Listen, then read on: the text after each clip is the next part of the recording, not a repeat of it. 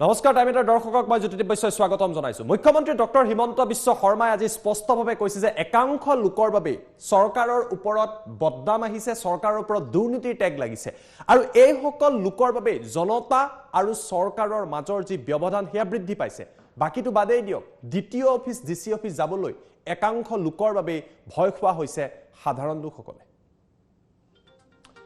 এই মুহূৰ্তত আমি আপোনালোকক জনাই আছো একাংশ দালালৰ বাবে দুৰ্নীতিৰ বদনাম আহিছে চৰকাৰক। মুখ্যমন্ত্ৰী ডক্টৰ হিমন্ত বিশ্ব শৰ্মাই দালালক সকিয়নি প্ৰদান কৰি এই কথা স্পষ্ট কৰি দিছে। দ্বিতীয় অফিচ ডিসি অফিচ আদি যাওঁতেও জনতাই উৎকোচ দিব লাগে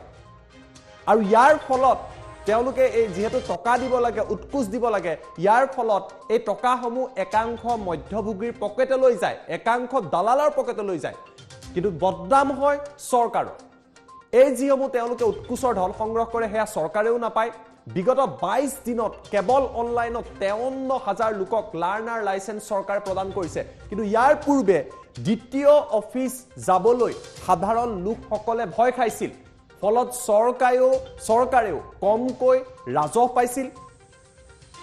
দ্বিতীয় অফিচৰ 382 গৰাকী দালালৰ তথ্য মুখ্যমন্ত্ৰীৰ হাতত আছে আৰু 382 গৰাকী দালালকো সকিয়নি প্ৰদান কৰি চৰকাৰে কৈছে যে যিকোনো মুহূৰ্তত এই দালালসকলৰ ওপৰত চৰকাৰে ব্যৱস্থা ল'ব পাৰে। এয়া মুখ্যমন্ত্ৰী সৰব হৈ পৰিছে। একাংশ দালালৰ বাবে দুৰ্নীতিৰ টেগ চৰকাৰখনত লাগিছে। মানুহ দ্বিতীয় অফিচ যাবলৈ ভয় কৰে। সাধাৰণ লোকসকলে বৰ্তমান সময়তো দ্বিতীয় অফিচত যোৱাৰ পূৰ্বে 100 বাৰ চিন্তা কৰে আৰু এই কথা মুখ্যমন্ত্ৰীগৰাকীয়ে বুজি উঠিছে। এই সমগ্ৰ প্ৰক্ৰিয়া অতি শীঘ্ৰেই ৰাজ্যখনৰ পৰা নাইকিয়া কৰা হ'ব আৰু সেই কথাই মুখ্যমন্ত্ৰী ডক্টৰ হিমন্ত বিশ্ব শৰ্মাই আজি স্পষ্ট কৰি দিছে। আমাৰ লগত মুখ্যমন্ত্ৰীৰ সেই মন্তব্য আছে, সেই মন্তব্য আমি আপোনালোকক দেখুৱাই লৈছো।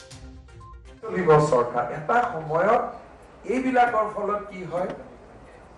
যে এই চৰকাৰখন বৰ কৰা, আৰে আমাৰ হাততো একোৱে পৰা নাই, কেনেকে আমি কৰাত হল বোলে ছাৰ দ্বিতীয় অফিচত গ'লেই পইচা দিব লাগে, ডিচিত গ'লেই দিব লাগে, অমুকত গ'লেই দিব লাগে। এতিয়া মণ্ডলে উঠোৱা পইচাটোৰ ভাগটোতো কোনো মন্ত্ৰীয়ে নাপায়, সেইটো ক'লেও মই বিশ্বাস নকৰো কোনোবাই পায় বুলি, কিন্তু বদনামটোতো আমাৰ মূৰতে হৈ থাকিব লাগে। যোৱাকালি মোক মই যাৰ পৰা লিষ্ট লওঁ দ্বিতীয় অফিচৰ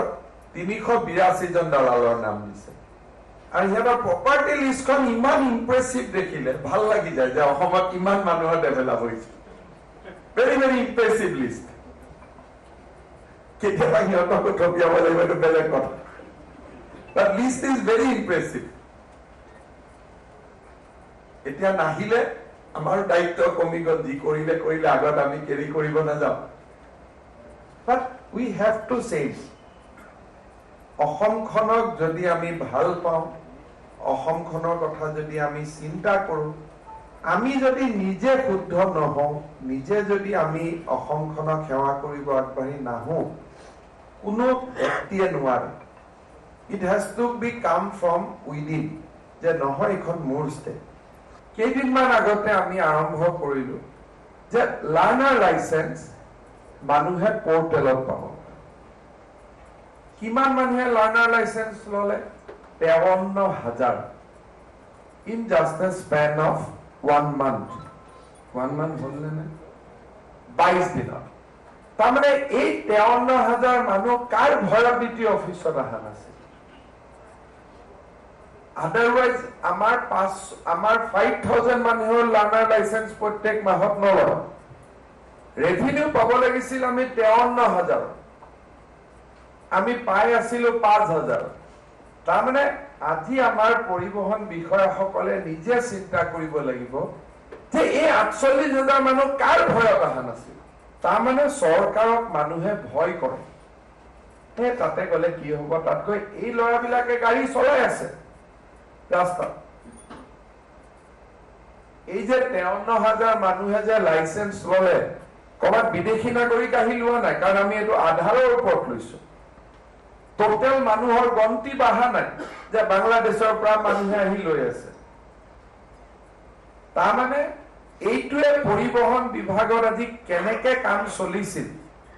ইয়ে প্ৰমাণ কৰে যে মানুহৰ গভীৰ অনাস্থা আছিলে।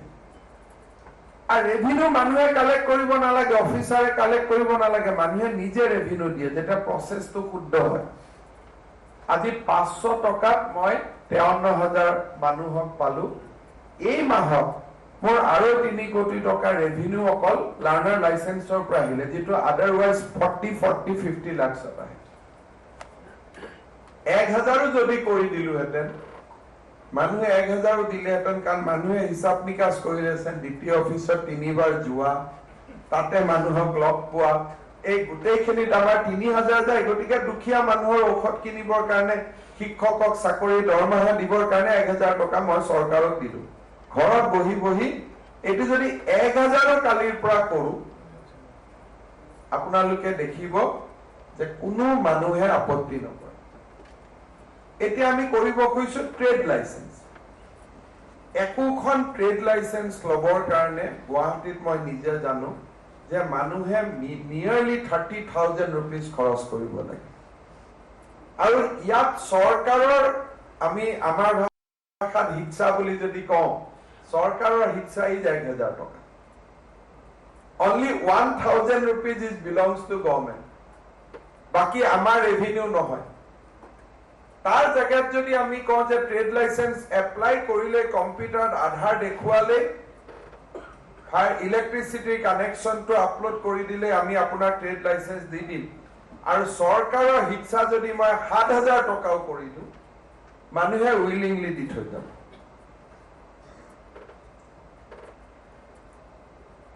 এই কথাবিলাকে আমাক এটাই বুজায় যে মানুহৰ মই ট্ৰেড লাইসেন্স খুলি দিয়া দিনাখনে মই জানো যে মিউনিসিপালিটি 1 মাহৰ দৰমহা অকল ট্ৰেড লাইসেন্সৰ পৰা দিব ইমান মানুহে ট্ৰেড লাইসেন্স ল'ব খুশি খুশি হাঁহি আহি ল'ব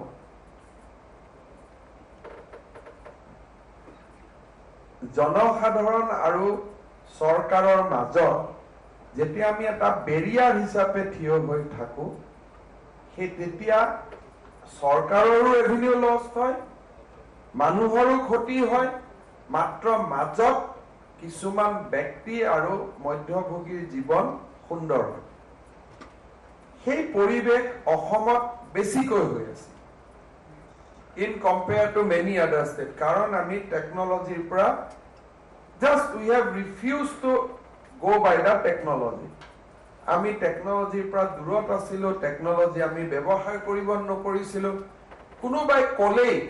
লগে লগে বিষয়াসকলৰ প্ৰেজেন্ট উত্তৰ দিব স্যাৰ গাঁৱতটো ইন্টাৰনেট নাই আৰে কিয় ইন্টাৰনেট নাই what is the issue spend 3,000 crore spend 4,000 crore where was your proposal তুমি প্রপোজালও মুট নকৰিবা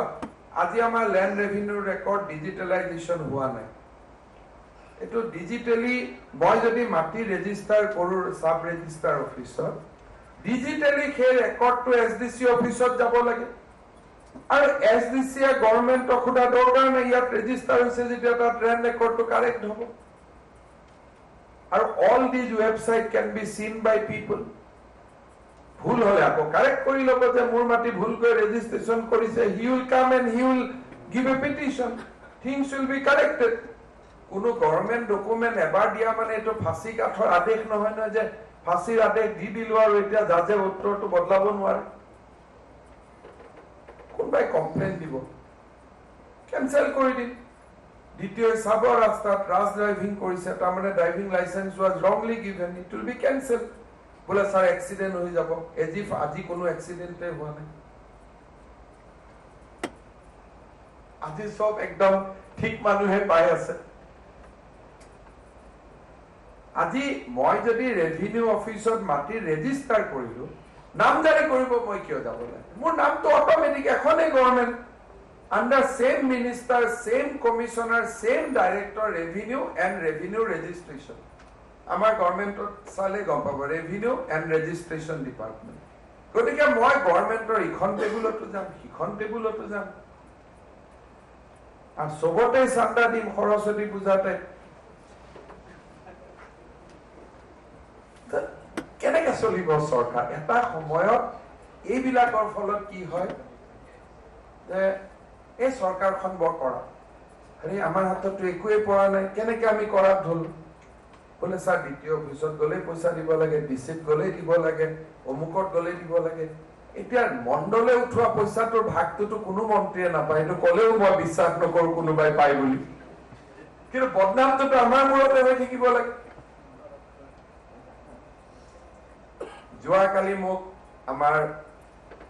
মই যাৰ পৰা লিষ্ট লওঁ দ্বিতীয় অফিচৰ 382 জন দালালৰ নাম দিছে আৰু সিহঁতৰ প্ৰপাৰ্টি লিষ্টখন ইমান ইম্প্ৰেছিভ দেখিলে ভাল লাগি যায় যে অসমত ইমান মানুহৰ ডেভেলপ হৈছে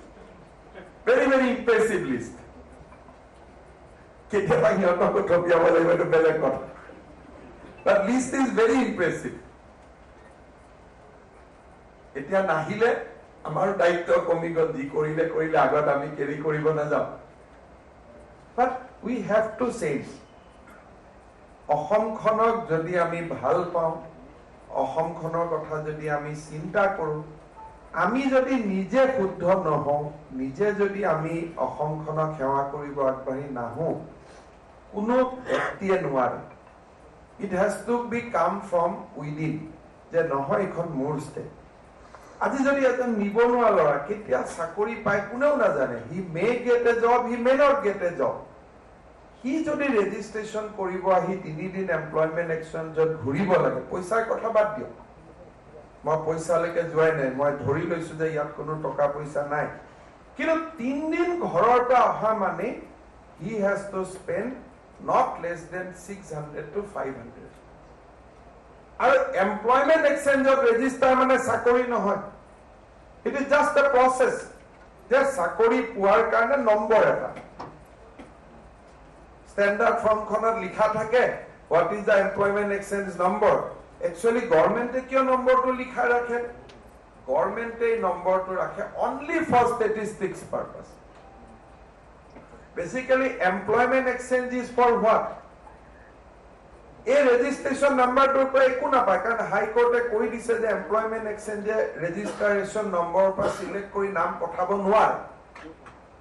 formal open advertise hoboi lagibo there was a time when 1:3 vacancy ami forward kori disilo tar price sakori hoisile konoba skillot lage employment exchange ot likhisil naam pothabor karone those were days 20-25 years before আজি তো একো নাই newspaper দিবই লাগিব পোৰ্টেলত দিবই লাগিব টিভিত advertise দিবই লাগিব সো গভৰ্ণমেণ্টৰ কাৰণে it is nothing but a statistics এছেম্বলিত উত্তৰ হলে অসমত কিমান নিবনুৱা আছে সেই কথাটো জানিবৰ কাৰণে এই ডাঙৰ মেকানিজম বাট যদি আমি ইয়াক ইন্টাৰনেটত আনিব পাৰো then how we can use it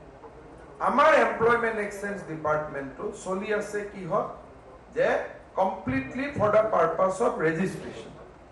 eta registrationor kamor pra ami mukoli holu now we can do a data mining je MA pass kora lora kiman nibonwa hoy ase computer tik marile ami pam MBA pass kora lora kiman hoy ase pharmacy pass kora lora kiman hoy ase lab technician pass kora lora kiman hoy ase bole yat kunu lora nibonwa hoy thoka nai ta mane ahomot yar potential ase আমি গভৰ্ণমেণ্টক ক'ব পাৰিম যে আপোনালোকৰ পলিচিটো change কৰক বোলে আজি গভৰ্ণমেণ্টে decision লৈছে যে অল ইঞ্জিনিয়াৰিং গ্ৰেজুৱেটছক আমি এই ধৰণে সহায় কৰিম নাম্বাৰটো ক'ৰ পৰা আহিব আজি পোৰ্টেলত আছে কাৰণে 1 মিনিটতে মোক নাম্বাৰটো দিব পাৰিব হু R B who R M or MTech তাৰো ডাটা হ'ব ফাৰ্দাৰ মাইক্ৰ লেভেলত গৈ আমি উলিয়াব পাৰিম হু ইজ তাৰ কাৰ দায়িত্ব ক'ত কেনেকৈ আছে then employment exchange department can take up further skilling je iman under metric porikha lora register kori ase can we propose a open schooling je lora bilakok ami open school e din dhori under metric lora bilak ami matriculate kori so now director of employment exchange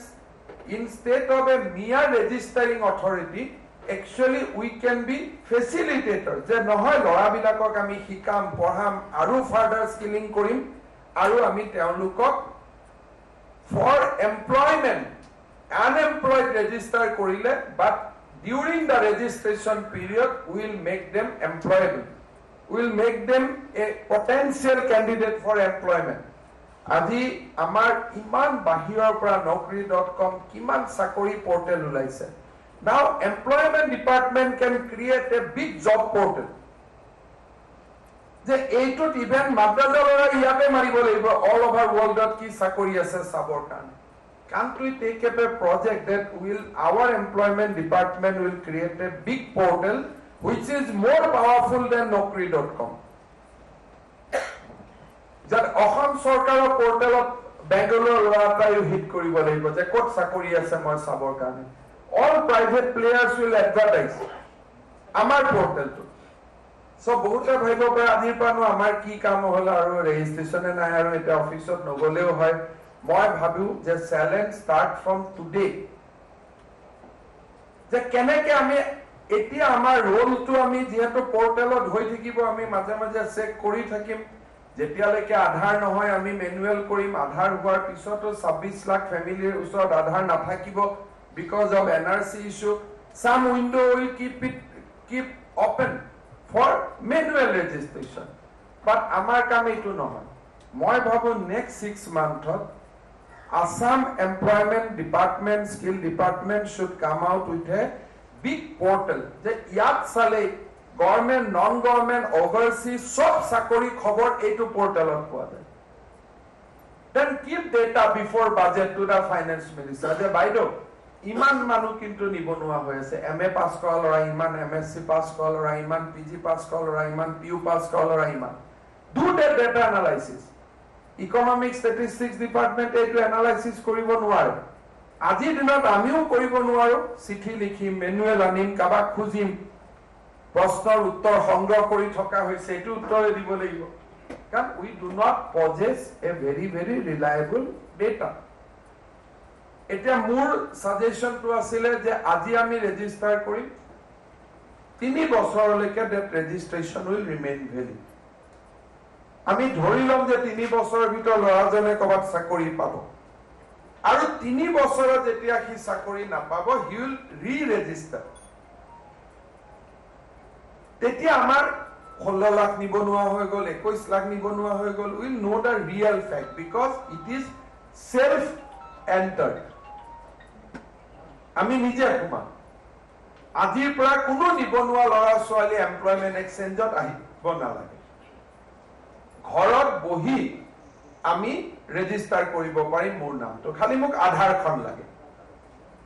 যদি মোৰ আধাৰ নাই মই manually কৰি থাকিম কিন্তু 31 মাৰ্চৰ ভিতৰত আমি অসমত সকলোকে আধাৰ দি দিম সেই ধৰণে আমি কামত আগবাঢ়িছো except those who have some problem left with NRC তেওঁলোকৰ কাৰণে মেনুৱেল উইন্ডোটো খোলা থাকিব আজি মই ভাবো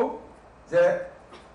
এটা নতুন কাম আমি অসমৰ নিবনুৱা যুৱক যুৱতীৰ কাৰণে কৰিব পাৰিম at least we are saving 600 rupees from each of their pocket যে ঠিক আছে 600 টকা দিব নালাগে next আমি এই ডেটাটো লৈ আমি আৰু কি কৰিম that work should start